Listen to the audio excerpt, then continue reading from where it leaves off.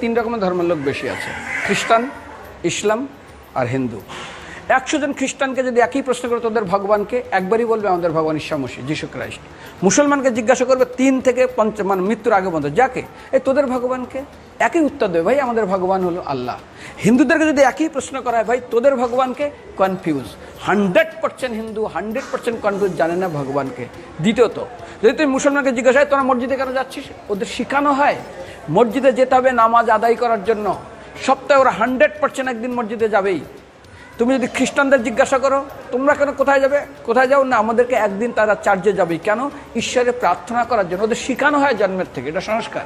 আর হিন্দুদের যদি জিজ্ঞাসা করে তোমরা মন্দিরে কেন যাচ্ছ, হ্যাঁ আমার ছেলের বিয়ে হচ্ছে না, আমার মেয়ের বাচ্চা হচ্ছে না, আমার বাবা হসপিটালে আছে, কালকের আমার মামলার ডেট আছে, আমার ব্যবসা খুব খারাপ, আমার শরীর খুব খারাপ।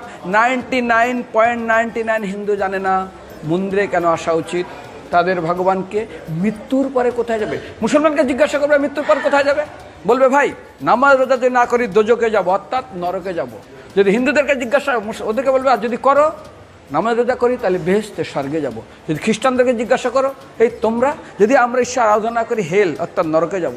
যদি বলা হয় যদি করো ঈশ্বর আরাধনা তাহলে তোমরা হেবেন স্বর্গে যাব। আর হিন্দুদেরকে বলে যে তোমরা মরার পরেই 99% হিন্দু এটাই বলে, মিথ্যাই বলে, আমার বাবার সাজ্ঞানে স্বর্গে গিয়ে বসেছে। তোর বাবা কি জমি কেনা আছে নাকি স্বর্গে? তোর বাবা জমি কেনা আছে যে তোর বাবা মরার পরে স্বর্গে গেছে হোয়াটসঅ্যাপ করে দেখি এই যে অ্যাটাচ বাথরুম টয়লেট আমি একদম ভালোভাবে পৌঁছে গেছে, তোর বাবা স্বর্গে গেছে, জানিস তুই? আরে মৃত্যুর আগে এত